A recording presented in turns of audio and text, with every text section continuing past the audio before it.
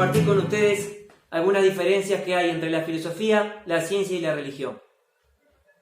Más allá de que una persona puede estar de mañana yendo a la iglesia a rezar, de tarde yendo a un laboratorio a hacer un experimento novedoso en la química y de noche pueda ir a la Facultad de Humanidades, pertenecen a ámbitos diferentes, a pesar de que pueden coexistir en la misma persona. Lo que vamos a ver en este video es las diferencias que hay entre los tres tipos de abordaje. En primer lugar, les voy a contar algunas diferencias que hay entre la filosofía y la religión. La filosofía aspira a un saber último y total, es decir, utiliza la reflexión crítica. Es un poner una crítica absoluta y radical de todo. Agarra lo obvio, ¿verdad? Lo que de alguna manera tenemos por obvio o cotidiano, y lo critica. Les voy a poner un ejemplo que va a quedar muy claro esto. Hace algunas décadas, ser mujer estaba unido a tener que hacer tareas del hogar. Eso era lo obvio, lo natural, lo esperado, y el que se apartara de eso, o la que se apartara de eso, iba a tener sus consecuencias sociales, ¿verdad? Hoy sabemos que eso no es así. Entonces la filosofía, ¿qué hace? Toma lo obvio, lo cuestiona, y por el hecho de que sea algo cotidiano no quiere decir que sea verdadero. No hay nada, por ejemplo, en este caso, que ate el hecho de ser mujer al hecho de tener que hacer tareas del hogar, ¿verdad? Ese es un ejemplo. ¿Qué pasa con la religión? No utiliza la reflexión crítica. Se atiene a la revelación, a la autoridad y a la tradición. Voy a explicar las tres. La revelación significa que se manifiesta Dios o algún Dios y me dice lo que las cosas son, ¿verdad? Es decir, de alguna manera, eso en la filosofía, por supuesto, no existe. Otra diferencia está en el hecho de que en la filosofía no hay una autoridad que sea mejor que otra para decirnos lo que las cosas son.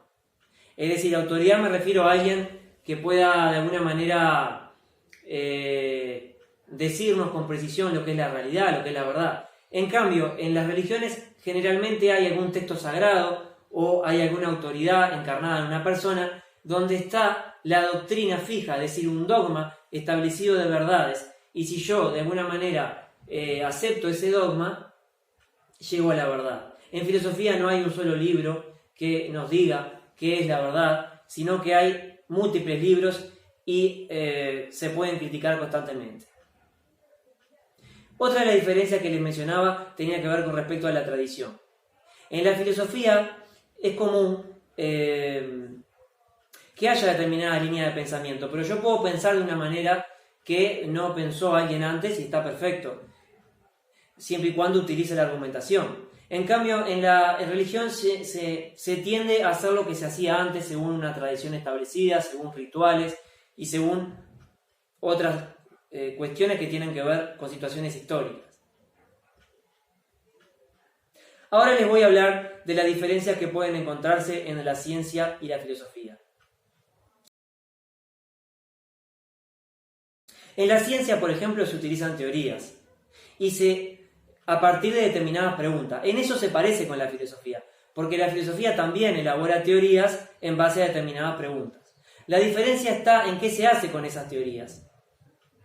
Por ejemplo, en la ciencia se utilizan la observación y la experimentación.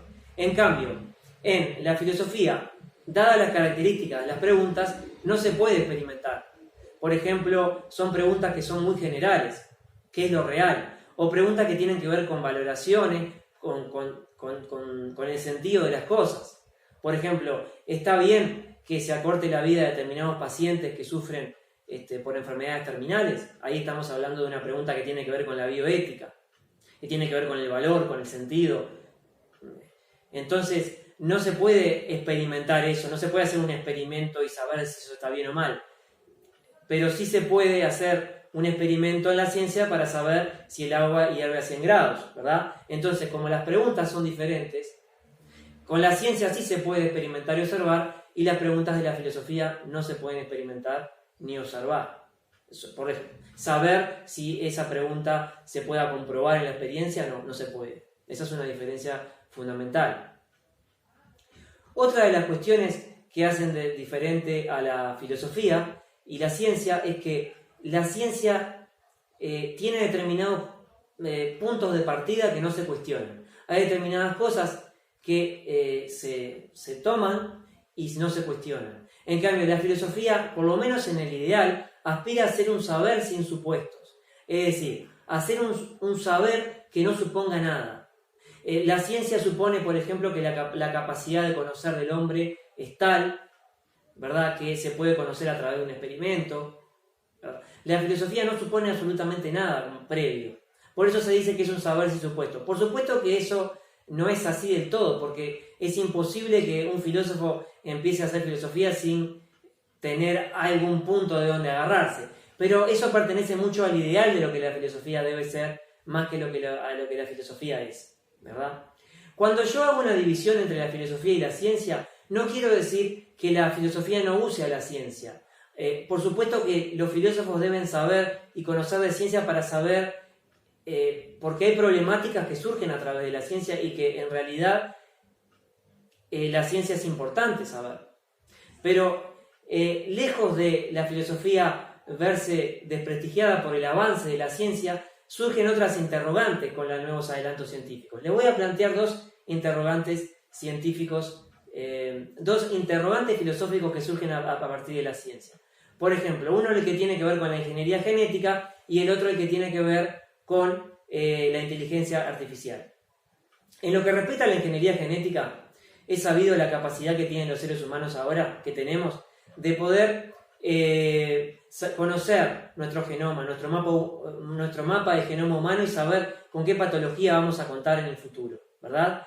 Entonces, eso hace que se pueda generar en el futuro, si es que no está pasando ya, una diferencia entre la gente que tiene dinero para poder pagarse un estudio del genoma humano y saber qué patología, vamos a suponer, Alzheimer, mal de Parkinson, diabetes, pueda tener en el futuro, puede manipularse ese gen y eso hace que se generen quizá dos sapiens, un sapiens subdesarrollado que no puede acceder a esos costos, a esos tratamientos, y otro que sí. Con lo cual, la ética se ocupa enormemente de ese problema, ¿verdad? Otro de los problemas que se puede generar es con el tema de la inteligencia artificial. Es decir, ¿en qué medida nosotros nos conocemos a nosotros mismos? Porque se cree comúnmente que no hay nadie que me pueda conocer mejor a mí mismo que yo, ¿verdad? Bueno, eso hay que ponerlo en cuestionamiento con las nuevas tecnologías. ¿Qué pasa con los algoritmos de Google? ¿Qué pasa con la capacidad que tienen esos algoritmos de conocer nuestras reacciones emocionales mejor que nosotros? ¿Qué pasa si Facebook vende nuestra información? ¿A qué empresas le damos like? ¿A qué candidato le damos like? Ya ha pasado eso. Facebook ya ha vendido, ¿verdad?, determinada información. En este mundo de la información, ¿es ético que pase eso? Es una pregunta filosófica que surge a partir de una tecnología, ¿verdad?, que tiene que ver en última instancia con la ciencia, aunque tecnología y ciencia no es lo mismo. Entonces, es decir, todas estas interrogantes son cuestiones que tienen que ver con un nivel de la ciencia que ha avanzado a tal punto de que la filosofía se ha encargado o se encarga ahora de cuestiones que son de alguna manera novedosas. El tema de poder conocerse uno mismo es fascinante porque según Harari, que es un autor que estuve leyendo en estos días, Harari habla del yo narrador y del yo que experimenta, y que no son lo mismo. Por ejemplo, yo en mi vida experimento cosas, pero no todas esas cosas yo las conozco de primera mano. Es decir, hay un yo que narra, que soy yo, que narra mis experiencias y las cuenta de una manera diferente a cómo me suceden, evaluando la intensidad de lo que me pasa. Si me pasa a último momento algo, ya cambia el suceso. Entonces no hay objetividad en mi mirada. Entonces de repente con un algoritmo de Google, capaz que me puede conocer mejor que yo, puede saber invariablemente, sin cansancio ninguno, qué reacción tengo. Es decir, puede elegir, por ejemplo, si me conoce según mis likes, qué posible pareja puedo tener, que se adecue mejor a lo que yo creo que es mejor para mí. qué candidato es mejor, según mis preferencias, etc. ¿Qué trabajo elegir? ¿Verdad? Eso es un tema interesante que plantea la inteligencia artificial. ¿En qué medida nosotros seremos simplemente un algoritmo complejo de información o somos algo más? ¿Qué somos? Son preguntas que son actuales y, bueno, son preguntas viejas, pero que son novedosas por las nuevas tecnologías.